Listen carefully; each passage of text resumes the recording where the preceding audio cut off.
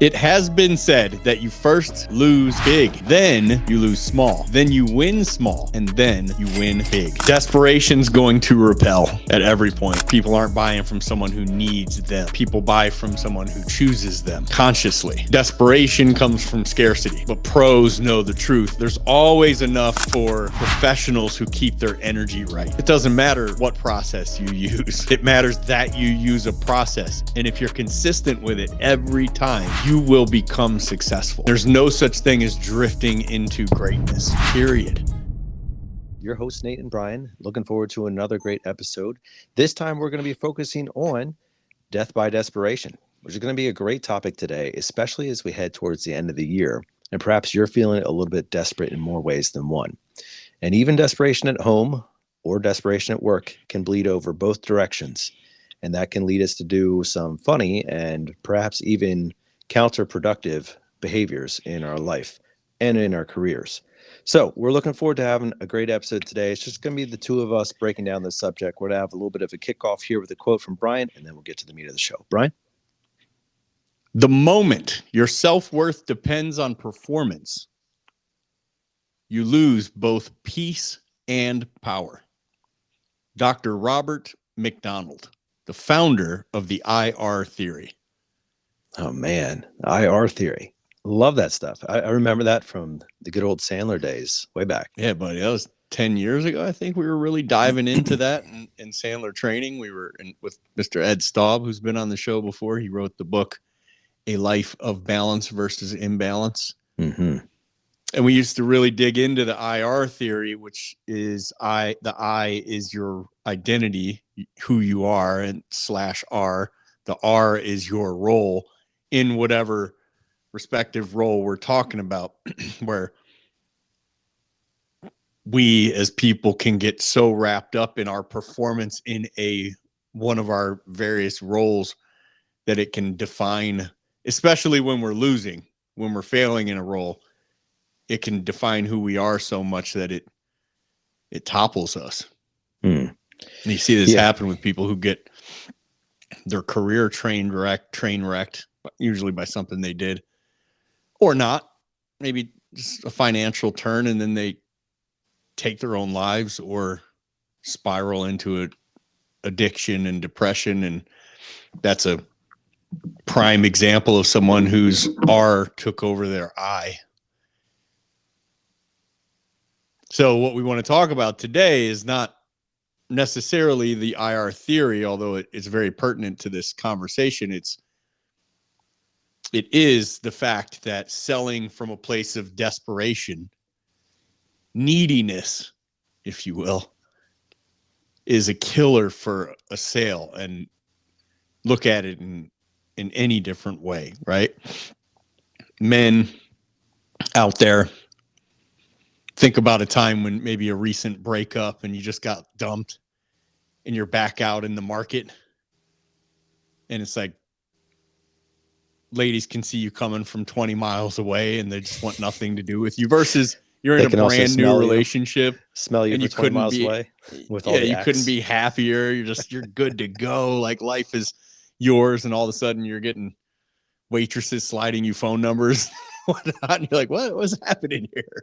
Right. And the difference is, I need this and I don't care if this happens at all. And women listening probably know that there's no bigger turnoff than a guy who absolutely desperately needs your attention and affection. At least from my experience, there's nothing a woman likes less, turns out. Nothing they say they want more, but nothing they actually like less. Yeah, there is something about the desperate mindset, and that can be seen in so many places, whether it's like a coworker, or whether it's, even like your children, they can exhibit it, of course. But it's so much easier to spot desperation in somebody else than it is to spot it in yourself. And I don't know if that's a willful level of ignorance, meaning that, maybe you acknowledge it to some degree, but you just choose to overlook it. or it's just, an aspect of being able to see things more clearly when you're looking at it somewhere else than when you're looking in the mirror, which we so infrequently do. But you can see desperation in other people, and it's typically a turnoff, no matter where you see it, because it just spells neediness, right? And like, you think of, if you have kids, you think of that kid who like just won't detach from mom type of thing.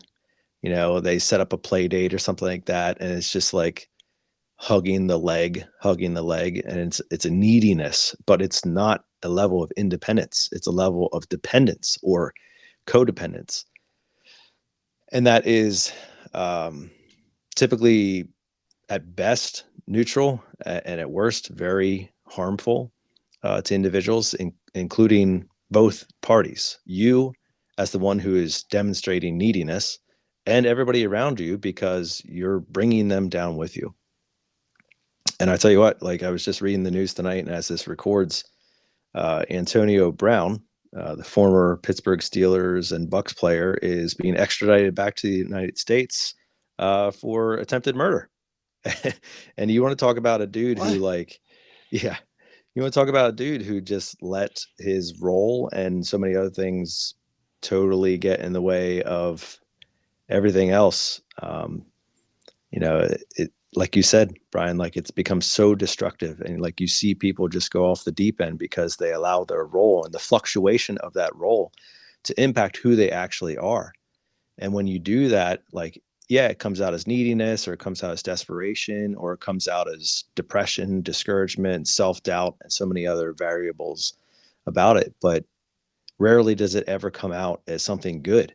Even when you are sustaining in your role or like really excelling, if you do not have a high I, which would be your self-value, you're going to be walking around chest puffed out, boasting and prideful, because you're succeeding, and so you need to make sure everybody knows you're winning. And if you're failing, then everybody needs to know that you're failing, or you just get down in the dumps and nobody can get you out. But that's why the IR theory has always been impactful to me, for a number of reasons, because it's so easy for us to attach who we are to what we do. Yeah, buddy. Speaking of attaching what we do to who we are, I'll reverse that a little bit. Let's hear from one of our amazing listeners. Yes. Every week we take the opportunity to highlight one of our reviewers who's taken the time to highlight this show. And I. Yeah, boy, that sounds a little bit hypocritical now that I think about it. So, Brian, who are we putting on this pedestal today? Well, I'm not listening to you. I'm listening to Jay Carr. Fresh, actionable content. 5 stars. Ooh, that was loud. I did a little different and cupped my. Yeah, it is loud. Huh? Yeah. Oh, there you go. Cupped my mouth that time. 5 stars. It has been said that you first lose big, then you lose small, then you win small, and then you win big. Brian and Nate help you shorten the time between the stages. Their guests offer fresh, actionable content that can be immediately implemented. One of our techs listened for the first time, and he went out and sold 3 units that week. Oh. That was Jay Carr. Nice. Is that the end of the review? That's it. I don't know just what mic drops on that. I want to hear more about this tech. What did he sell the week before? I'm assuming not 5 or That's fantastic. Yeah. Awesome. Well, we appreciate it, Jay Carr. Yeah. Yeah, that would be a good. I wonder who said that, because that would be a good quote for a beginning of an episode. First you lose big, then you lose small, then you win small, and finally you win big. Jay Carr. Mm-hmm. Yeah. Well, hopefully we're shortening all the distances between all of those, and not just the losing side of the equation, Brian. Yeah. We certainly lose big, lose small, lose big, and round we go. I tell you what, we've had plenty of people on the show, though, that have demonstrated that in their life story. And it's not because they've listened to this podcast or anything like that. It's because their life story has carried them in those directions. And like we've said so many times, what a coach or a mentor can do, Brian, I know you're fond of, is, allow us to hit the fast forward button. on the experience side of the equation, and hopefully learn from others, whether it's learning to win bigger or learning to lose smaller, whichever one fits your current situation right now. But it's bringing the future of who you ideally will become closer to the present, and trying to shorten the timeline of what it's going to take to get there. And so I appreciate that, Jay Carr. It's kind of a nice setup for what we are going to be talking about today, especially good with timing. some of this self-thought, self-doubt, and desperation things that can really cloud our thinking. But yeah, we appreciate that. And of course, anybody who leaves us a review and all the people who've taken the time to share what they've learned on these episodes. We love the guests, man. It's time. We need to get some guests back on, Brian. You know, we've been doing the solo show here for a while. You know, we had Dylan Moya on Wiser Wednesday. You know who Dylan is? Yeah, man. The Brazilian Jiu-Jitsu brown belt. This close to his black belt finally. $3 million a year out of a plumbing truck. Did Wiser Wednesday yesterday. And then he joined me on the live Thursday Q&A call that we do every week in bluecollarcloser.com. And it was a really good time because I actually was going into a little bit about what we're going to do on this episode. And I gave probably like 15 minutes of it off my notepad here. And I said, I'm going to scale it back now because I don't want to end up like doing the whole episode. And then everybody on that call's already heard this whole episode. But then I got Dylan involved and we were overcoming some objections together. And the dude's just a stud. And more I realized I was mentioning that I haven't run a call in like 13 years. And I haven't done a ride along in many years other than like, you know, recording software, listening to calls. But it was great to hear that it's still the exact same stuff in the call, right? And he's just out there running the game plan of how you deal with it. And in particular, we branched off into confidence, but it is the opposite of what we're talking about today, because we're talking about desperation, and desperation most of the time is neediness, and confidence or the abundance mindset would be just the opposite of that. Like every other call I sells for a massive job. I don't care if I get this one, right? It just is what it is. I'm just here to serve you. That's an attitude that sells versus, oh, I need this, right? And what I had written and said, although it didn't come with a thunderous applause on the Q&A call tonight, which I thought it would. I said, the more you chase the sale, the faster it runs. Yeah, it's good. Hold on. Let that breathe for a sec, bro. It's a Brian Burton quote. We said, the faster you chase a sale, the faster it runs. Oh man, we got to get that on the internet so some other podcaster out there can be like, dang. Oh, it's coming. I'm sure. One. Yeah. Alex Hermosi's already quoted it. Man, that was fast. But that's the rule that we're not taught. It's like we can have I don't know if it's perfect, but we can have the perfect script, quote unquote, whatever that means. A phenomenal product, the homeowner doing their nodding puppy dog smile thing the whole time. Like, yeah, oh yeah, this makes a lot of sense. But if we smell of desperation, they feel it before we ever ask for the sale. If you actually ask for the sale, and odds are you don't. But homeowners like us, in whatever sales situation we're in, where we're the client, do not buy from needy people. We buy from confident people who make us feel safe in this situation. And nothing feels less safe in that type of situation than a technician who's trying too hard to get a sale, right? Because if you're pushing me into something, I have to feel like it's bad for me. I have to. So we walk into a home thinking, man, I need this one. I got to have this one. Can't leave empty-handed. My conversion rate's in the toilet. I'm not going to pay my my truck lease this month. And we're thinking that kind of thing on the way in, and we've already lost because our whole presentation in terms of our face, our voice, our body language is coming from a place of fear instead of service. And we're not in the fear industry. We're in the service industry. So our tone changes and we don't even know it. And we talk faster, right? Our cadence speeds up and our time between words shortens and shortens. And oftentimes we'll get that nervous, weird body language, like with the folded arms and the hand in front of the face and the covering the jugular. And we don't feel it, but it's happening. And that one killer of the dating life, we get way too agreeable. Everything they say, we agree with wholeheartedly. We over explain, and worse than anything, we chase. And chasing's not selling. It's like it's begging with a water test kit. Because desperation's going to repel at every point. People aren't buying from someone who needs them. People buy from someone who chooses them consciously. Whereas a confident technician or salesperson walks in calm, relaxed, and they present with hopefully saying things like, hey, whether you decide to move forward or not, my job is to give you the best information possible so that you can make a great decision.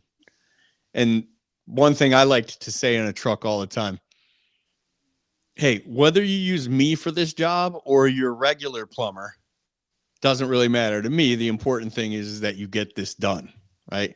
And the reason I like to phrase it like that is most of the time, like high 90%, clients would like jump in like to rescue, oh, you guys are our plumbers. We would never use anybody else. And I'm like, oh, okay. Well, now I got them essentially begging me to be the plumber.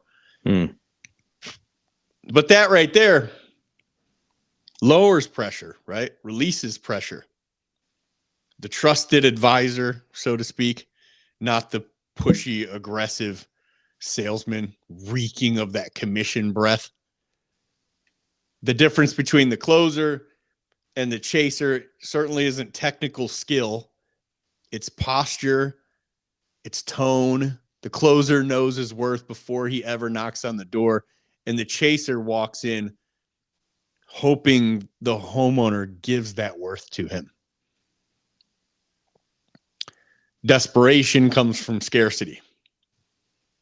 That lie feeling that there's not enough calls, there's not enough jobs, there's not enough opportunity. But pros know the truth. There's always enough for professionals who keep their energy right. Those guys always eat. No matter what's going on, they're eating. Because people can feel it. They can feel when you're confident, and they can smell when you're scared. And scared just doesn't mean scared of this situation or being in front of this type of person. It can mean of what we have going on at home, which is where most of the fear comes from. It's like, I got to make this sale happen, right? Or at the shop or whatever. And this past weekend in Fort Lauderdale, we had over 100 technicians show up at the Waste No Day boot camp, our biggest event yet. We've never actually broken 100. And not one single person caved to their fear and hid in the crowd. Every single person came up on stage, heart racing, knees weak, hands shaking, many times voices trembling to where you could audibly hear it, from the audience, and role played on the stage beside me in front of the entire crowd. Like, well, kind of like it was their job. I guess it was their job. And that's courageous, but it's not courage as much as it is growth. They got up there, and I do mean some of their voices were shaking in a way that you couldn't. I bet 10 different people commented on how confident they were in their chair and how much different of a world this is standing on the stage looking at everybody. And it sounds like the most nerve-wracking thing that could ever happen, but I'll tell you, man, I asked as many people as I could if, in particular, we had this a young lady named Aubrey. She's just seated right dead center, right in front of me. And you know, the person that's the closest to me is going to get the brunt of the picking on. And so she was my client every time I needed somebody, mostly from her seat, but occasionally up on stage. And she was pretty terrified up on the stage. And I asked her publicly, and most people that I asked was just one-on-one, but I asked her in front of everybody, are you glad you did all that? And she said, absolutely. And I said, would you do it again? She's like, I don't want to. but yeah, I'm glad Points for honesty. Yeah, and that's what everybody said was like, man, I'm so glad I did that. And a few people told me they were planning on, if they got called to role play, just politely declining and saying, no, thank you. But the amount of people who went up with hands shaking and voices trembling and did it told them that they could do it too. And they came up and overcame it. And it's funny, after like 45, 60 seconds, nobody's trembling anymore. And I don't know if it's like you forget the crowd's there, or you get used to the crowd, or you get this shot of confidence when you nail something, because everybody did really well at something. But it just fell off. And by the end of it, they're just up there killing it. And it sucked for some of them, because there were probably a dozen bluecollarcloser.com members of our training community in there. And they freaking killed the role. They know all the content, right? It's all in the classroom. So they just got up there, just aced it, man. And then you would have to go after one of these guys if you've never heard a word of this. And they come on to our live role plays on Mondays and Wednesday nights. We do a live role play call, and anybody who wants to can get in there and role play. And they do that, you know, so they've owned quite a bit of it. And they got up on the stage and just crushed. And then you would see, you know, I have to go now after this guy just got a 9.5 out of 10. Yeah. And then I had the buzzer, right? So I have the buzzer against the microphone. And if you're doing your credibility statement, you're like, and I've been a plumber for, if you say or I buzz. And let me tell you something, as you're about to find out. It's not a quiet, like, you barely notice it thing.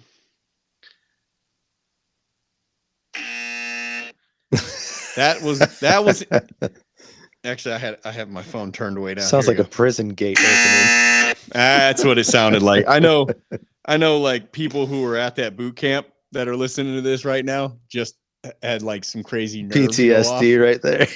Just glitching in the truck right now. I'm telling you. We didn't use a buzzer or anything back in the day when we would role play in Lancaster, but we use it a buzzer or bell. We use it every single role play now. If someone says or one of the fear words, if you say price or sign or contract or any of our however many, 3 dozen-ish fear words, you get buzzed right there while you're talking, and you have to back up and do it again. And nothing makes you want to say like someone buzzing you in the middle of your sentence. So it's just bzz, oh man, I can't believe I did it again. Bzz, oh, for crying out loud. It's like over and over. And they're doing this on stage, man, and they're still composing themselves. And I'm guessing this probably helps you forget about the audience at some level. But what are we trying to do with the Well, we're trying to become conscious of it, not just torture people. We're trying to make sure that we know when it's about to come out of our mouths and pull it back in. And instead of saying, like, you know, and filling, we just take a pause and just let everybody's heart beat for a second. Let a little anticipation build in what we're about to say next. And they understood quickly that there's no consequence whatsoever for taking a beat. and thinking. Everybody just grows in, and like you're hearing pens click and paper slide around, you know, and like, and you would see someone going, not, and they take a second, and all of a sudden you don't hear anything. Like the pens won't even click. And then the person would finish their sentence, and the confidence would just skyrocket, man. But it was wild to see. No desperation. And then I should make some posts out of it, but I'm getting a lot of Instagram messages from this group, but a lot of people are texting me on Instagram with biggest sale they ever made. Went 3 for 3 the first day back from boot camp, and, you know, all these kind of things that we usually get, which is great to see. But I'll say, man, Dylan Moya, he's in bluecollarcloser.com now, and he made a post this morning. He said, I just want to say to all the people who are out there that were at boot camp, like, you're excited, you're high right now, you're going to kill it for a minute with that new content, but understand that the work has to be done. You have to now internalize that content and make it your system that you do every day, no matter how energetic you feel. Because you're coming down from this. This isn't going to last forever. Maybe, you know, you get me once a week on Waste No Day, it'll help, but there you go. It's not forever. So he made a great post about that and said, don't trust the energy. The motivation won't stay. Trust the discipline. The trust the structure, because the structure works. Yeah, and we've done a couple podcasts recently about discipline. It's so true. Yeah, we saw composure on that stage that really impressed me. Confidence, not starting, but almost every time at least every time I can think of right now, it ended in a confident manner where, you know, you finish and the room erupts in applause, and the worse you do in the beginning and then better by the end, the bigger the applause is. And they're like, yeah, man. And they come down and they're getting fist bumps from me on the way off the stage, chest out, shoulders back. What's up? Head nod. I'm like, yeah, we saw pros really learn to do things they haven't done before without any sort of desperation for anything. Right. It's funny, Brian. And the ironic piece is when you stop needing the sale, you start getting a lot more of them. That's why the hot hand gets the lead, because the hot hand's walking around like he or she doesn't have a care in the world. It's like, so what? Maybe I will, maybe I won't. I don't care. I'm way past my monthly quota, man. I'm like, I'm almost double my monthly, and all of a sudden they sell everything they come in contact with. The Midas touch. Yeah, I have a friend of mine who he's between jobs right now, and I was, giving him some encouragement as he's getting into interviews and things like that. And I was telling him, like, dude, when you sit down at that table, you cannot give off any scent of desperation when you're sitting there interviewing for that job. In fact, it needs to go the other direction. And it made me think of the takeaway. It needs to go to the other direction where you start using phrases like, now, Brian, if this job would seem like it's a fit for me and my skill sets, what would this look like? ... As opposed to like the desperate interviewee, which is just like, oh yeah, saying you need me to sweep hallways? Yeah, I'm a great just sweep. For the sake of argument, saying that I do end up choosing you guys, right? Yeah, that almost bravado, the borderline hubris. But see, there's something refreshing there with that level of not only independence but strong confidence, right? Like it's not carelessness, but like it's not prideful in a way that like I'm too good for this job. It's selective in a way that it's a complete psychological reversal, because typically the person who's doing the interviewing, they have the power play, right? They're the ones holding the cards, saying, I have the power to give you a job and I have the power to not give you a job. But when you go into the interview and you're saying, Yes, I mean, obviously, I know that you have the power to give me the job, but I also have the power to say, I don't want the job, right? And it completely changes the dynamic because now you're coming at this from a far more level playing field. And so like within that level of confidence becomes a freedom, an abundance mentality, as Sandler would say, where it is about the fact that I don't need this job. Secretly, you may desperately need this job. Like you may be on unemployment right now, or like unemployment's running out and you got bills to pay and you're 3 months behind on your mortgage and everything else. You might really, really need this job, but it cannot be portrayed in your voice, your body language, your tonality, even the phraseology that you're using with a client, or in this Yeah, case, an interviewer. we saw a funny example of it today when Chewy called Danny. Chewy's one of our plumbing techs, and he asked to take one of our newer apprentices, Julio, who's one of my son's good friends. He says, "Hey, Julio's not doing anything. Can I swing back by the shop and grab him?" And Danny's like, "What do you got going on?" He's like, "I'm just going to hit this. It's nothing crazy, but he's just chilling anyway. So I'll take him with me." And Jack and I are standing there and they're on speaker. And Danny says, "Yeah, man, come get him." And then Chewy immediately goes, like, if someone needs him, I can bring him back in a little bit. It's no big deal. I don't have to. And Jack just yells out, "Bro, you're talking past the close."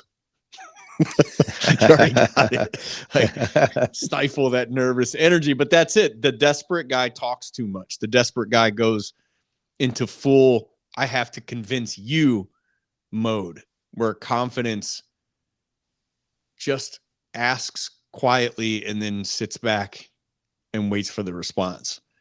Because silence, as we saw so many times over this past weekend at boot camp, it's not awkward when you believe in your value.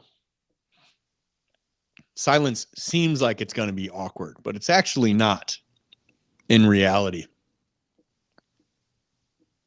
Got a lot of people hitting me up about the next boot camp. Way more than ever before. So I'm guessing people are talking about that one, but yeah, we don't have any info on it yet, but I'll tell you, man,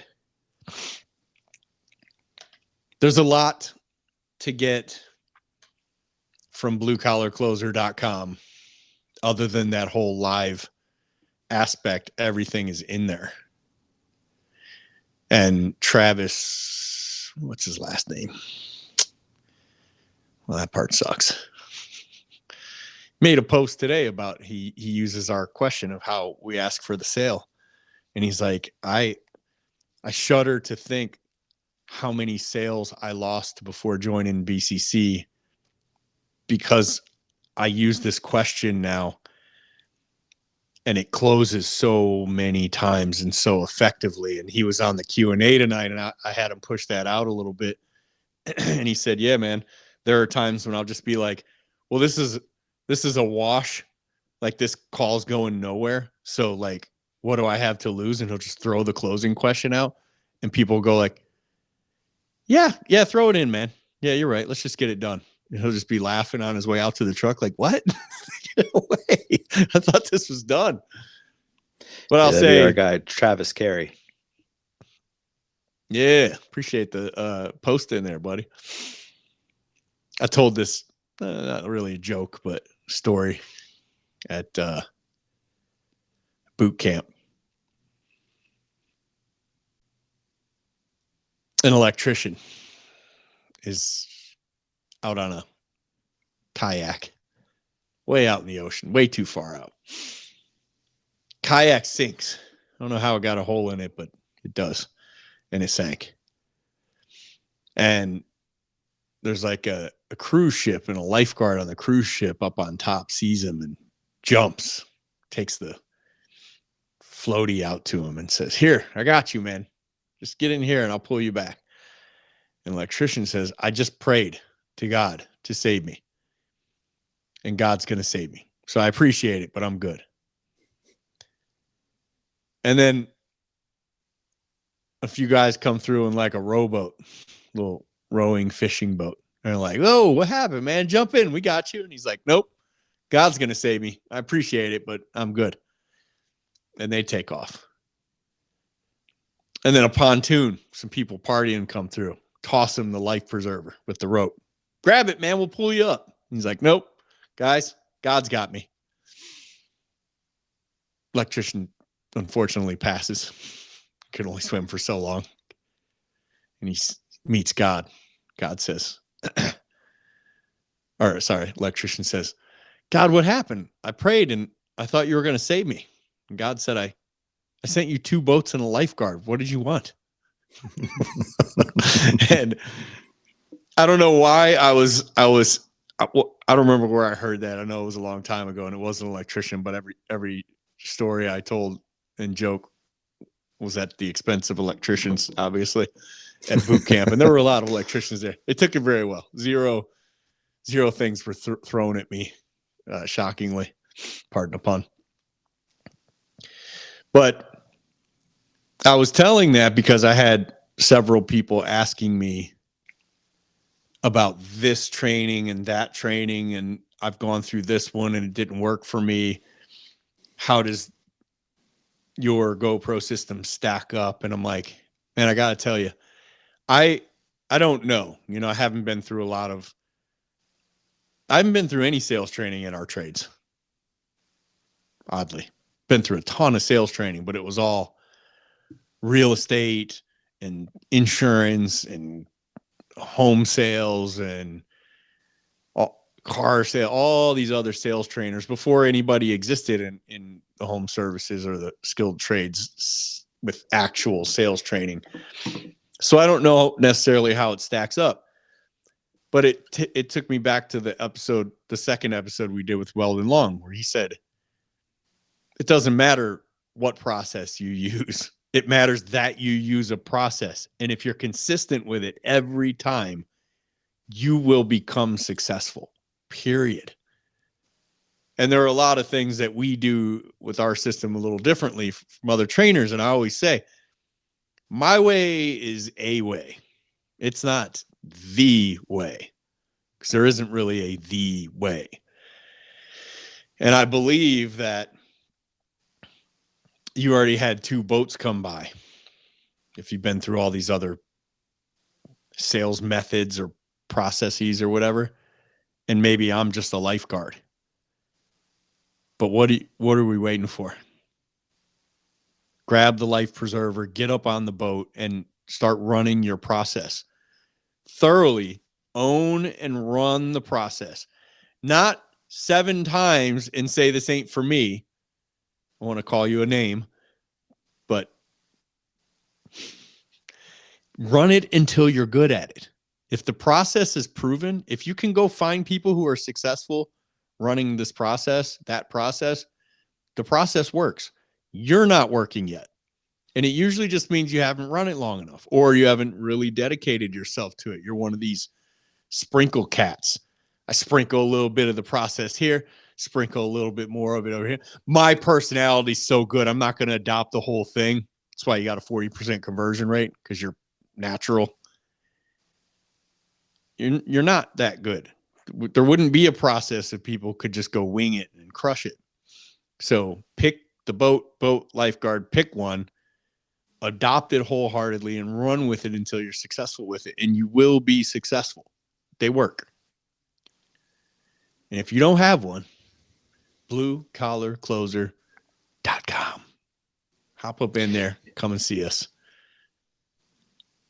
That's sound advice, Brian. And I think really timely, especially as we are wrapping up this year, and something that could really set the stage for a successful 2026. Don't wait to the calendar to turn before you begin investing in yourself. Now, Brian, I want to get back to something that you said a little bit ago about commission breath or some variation of that.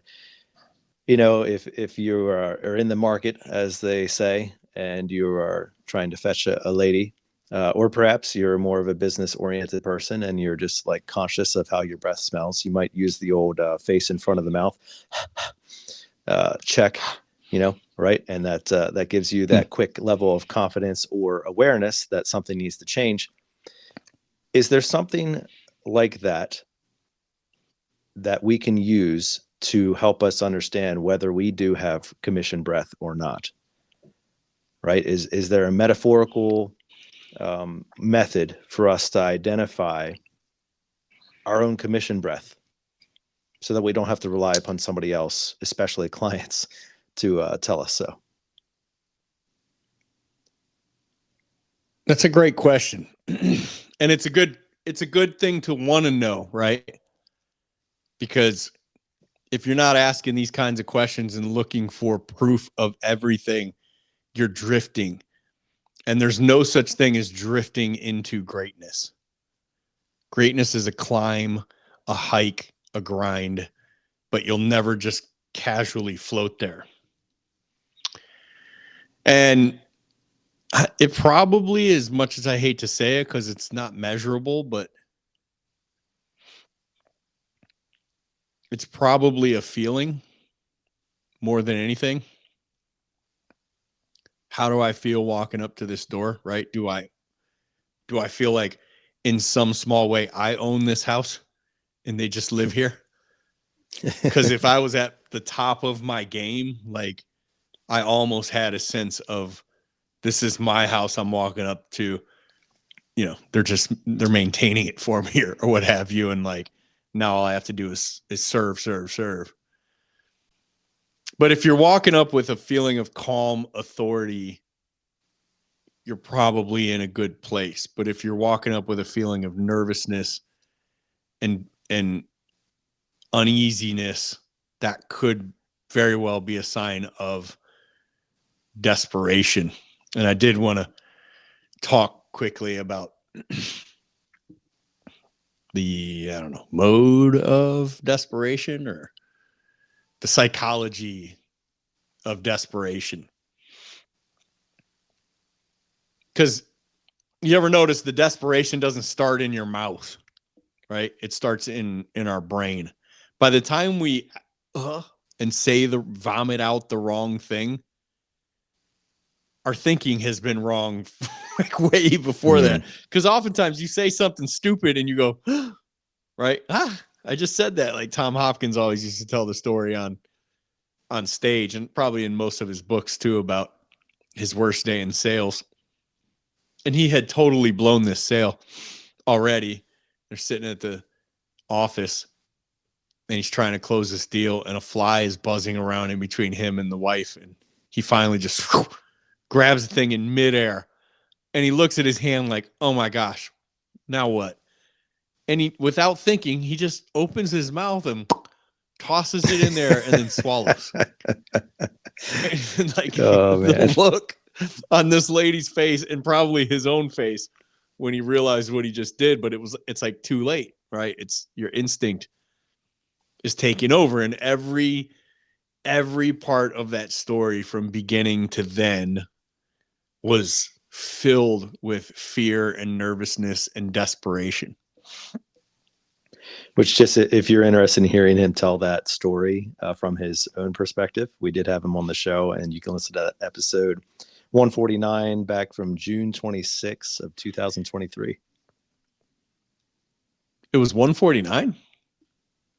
I think we did it twice. I think thought we it was had a repeat. Oh, okay. Yeah. No, it was probably like 48 or something. He was like right before Tim Kennedy. Yeah, it's also episode 43. We did release that one twice. That head trash, the invisible junk running in the background that ruins our sales game before we've ever even knocked on the door. That's like quiet desperation, as Pink Floyd would say, right? It's just fear in disguise, fear of rejection, fear of failure, fear of not paying the bills, fear of being below the standard at work, fear of how your significant other is going to feel if you go one more day without closing anything decent, fear of how your client's going to feel about you if you find some big problems, and like so many clients before, they don't believe you and don't do anything, and then they have a big issue later and you feel like a failure. Manager's going to call you out in the meeting, like whatever it is. And fear just whispers lies nonstop. You need this. Don't lose this. Do not drop the ball here. Discount whatever you got to do, discount it. It's the weak salesperson's cheat code. And once you start negotiating with fear, you lose every time. We never beat fear when we start negotiating with it. So you rush your greeting and warm up. You speak way too fast. You interrupt. You overcompensate with fake enthusiasm. You quote unquote try to sound confident, which is like, it's such a death stroke, you know? But what the homeowner hears is panic in a plumbing shirt. Like we've all done it, the moment where you need the sale so badly, you could almost feel it in your chest, or you can feel it in your chest sometimes, that panic. And what happens is the client says, we'll think about it. And oftentimes when you're like a good person and a likable person and they really did enjoy their time with you, but they just can't get there with you because you're putting off vibes that make them not trust their money with you, is they hit you with that, you're a great guy, you're a great salesman, you're going to do great, we just need some time. Because desperate energy feels very unsafe. And clients won't trust it.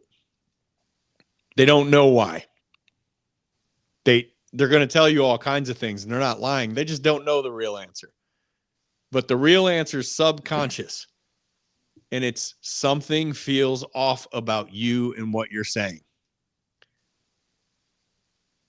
Just like the dating game. When you don't care if someone texts back, your phone is exploding. But the second you stare at the phone like, come on, I need this, it's crickets, right? Not plug-in Cricket wireless, but, crickets. And sales is exactly the same way. The more you need them, the less they need you. The more you serve them, the more typically they want to buy from you. Human beings are wired to mirror emotion in a way. If you're nervous, they get nervous. If we're calm and relaxed and poised and act like we've done this a million times and we could take it or leave it, they believe you. They'll borrow your confidence when it's time to purchase. But if we sell from fear and desperation, we will transfer fear and they'll be desperate to get away from us. So pros have to stay composed. Don't try to express. Don't talk people into things. Guide them toward what makes the most sense. And that's the great part about our jobs as salespeople in this industry. Usually the thing that makes the most sense for them comes with a hefty commission tag. So how to fix it, hearkening back to the IR theory, is separate yourself from the outcome of this sales presentation. You aren't your close rate. You aren't your opportunity average, your average ticket. You're not your daily revenue. You're not your last yes or your last no. You're the professional in the home, and your value isn't determined by the last customer who ghosted you.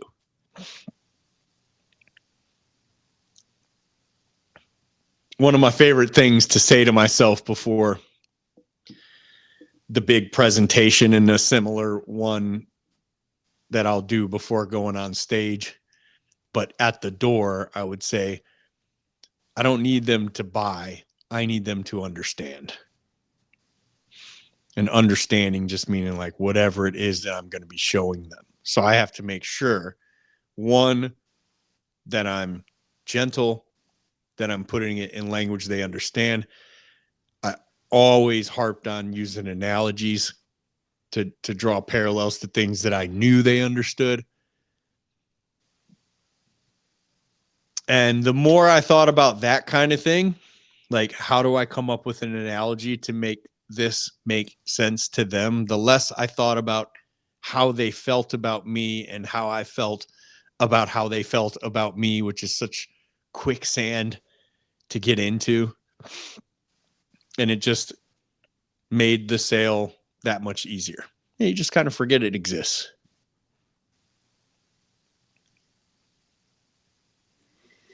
I appreciate what you're saying there too, Brian, because there's a level of confidence that comes with that thinking, and there's a freedom in how we conduct ourselves that brings a calmness to the situation. A number of years ago, my wife and I were outside on our driveway, and if yeah, this is just me expressing a poor parenting moment. So if you are a parent, you'll probably understand. So we're outside on our driveway and just like doing something, playing around with the kids or whatever, and look up, and my toddler is standing on the roof of our house. Like not the second story roof, but like the porch roof that came out of the middle of the house where there was a window that he had managed to crawl through and was standing on the roof of our house. And obviously fully expecting you guys to be proud of him for this. Oh, this was very cool for him. This was great. Yeah. And so get your camera, Dad. Yeah, God gave me the ability to remain very calm, because the last thing that I wanted to do is show panic. Startle. Because I knew if I showed panic to him, fear would potentially transfer from me to him, in which case, that calls him to seize up or like jump or like, who knows, slip, whatever. And so I basically just stood there and maintained a conversation with him, oh yeah, okay, yeah, whatever.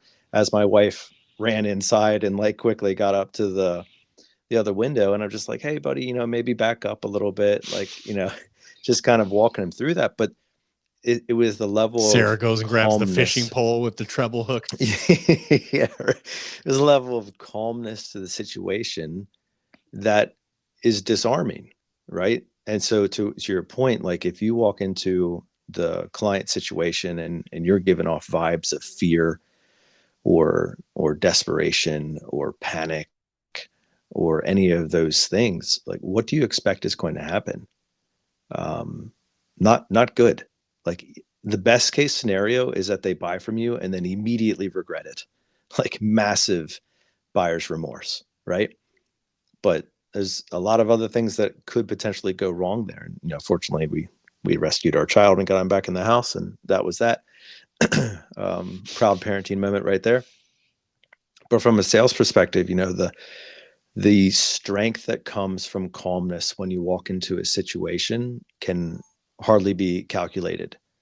And your ability to have a freedom and autonomy from the attachment of commission is not only confidence boosting for you, but it's pressure relieving for the person that you are talking to. The ability to speak to my toddler on the roof with a just calm tone. Hey buddy. Yeah. Wow. Okay.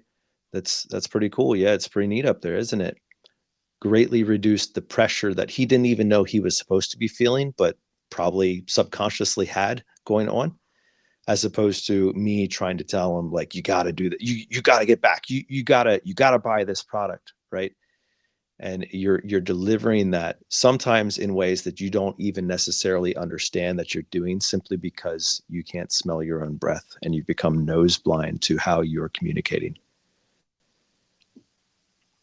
Yeah, that's a tough one. When I tell my kids, say, did you guys brush your teeth? Like driving to church, did you brush your teeth? You get that very shy nod, yes, like, no. Huh? No, you didn't. Your breath stinks. No, it doesn't. Right. Take my word for it. Swing by the gas station, get you some gum now. This is good, Brian. And I think especially, again, as we're heading towards the end of the year, 2025 will be wrapped up here before we know it. There could be a level of desperation in our listeners, from maybe you didn't hit the targets that you wanted to this year, or maybe you're thinking about Christmas just like your client is, and you're thinking about what bills and what presents and everything else come along with that, as well as all the holiday traditions that cost money and everything else. And then, of course, the the post-Christmas blues of all the credit cards hitting in January. Or maybe you're like, you got that vacation that you're really shooting for and you're falling short of how you're going to get there. There's so many pressures that can creep into, in many ways, our financial situation that drives us to levels of desperation. Properly challenged, it can be motivating, but improperly allowed to maintain a place in your mind without paying rent is, I think, what Brian is really driving at today. And it's that level of desperation unchecked that can cause significant problems for you, and in many ways have adverse effects from what you really were hoping to accomplish with them. It says, as we head towards the end of the year, and perhaps even heading towards the end of this episode, really challenge yourself to stay in that abundance mentality, that you can't let yourself slide into desperation sales or into commission breath presentation.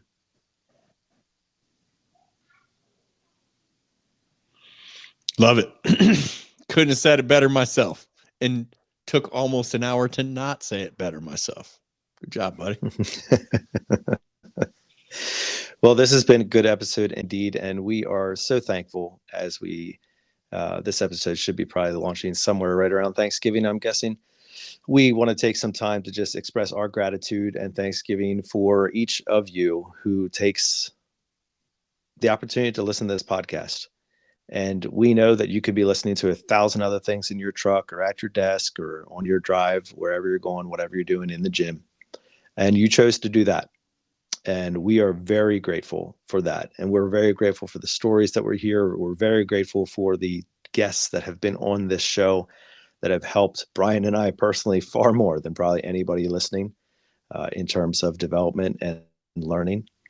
But we want to take the time and opportunity to say thank you for being our weekly, monthly listeners and are part of our dozens and dozens and dozens of people who have found a special spot in their ear for this show.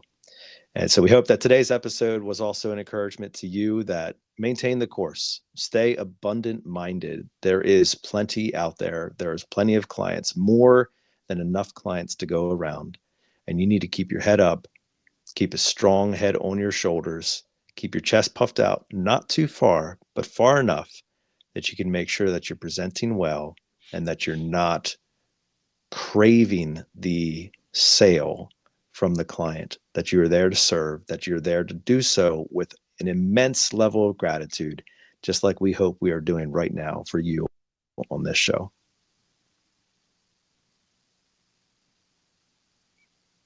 And so as we wrap up the episode today, we hope that you did enjoy the episode. If you did, and maybe perhaps you're thinking that this one feels a little close to home, good for you. But maybe you also have seen some desperation in somebody else. And you know what? A great way of sharing this episode with them could be, hey, man, I've seen this in my own life, and I want you to hold me accountable. And maybe you might find something in it too. There's a couple of ways of doing that subtly, or maybe you just want to slap them across the face and say, yo, bro, you got that commission breath going on. Listen to this thing. It'll help you out. Yeah, the second one. Either way. Do the second one. Either way, share it around, let people know what it meant to you. And of course, let us know what it meant to you. We always love hearing your feedback. You can hit us up in the comment section. You can also find us on bluecollarcloser.com. If you haven't joined there, there's good things happening. And speaking of discipline and keeping yourself focused on what matters, that's a great way to do it. Well, we're going to leave you now with our weekly challenge, which continues to be the same: to choose to wake up each and every morning and waste no day.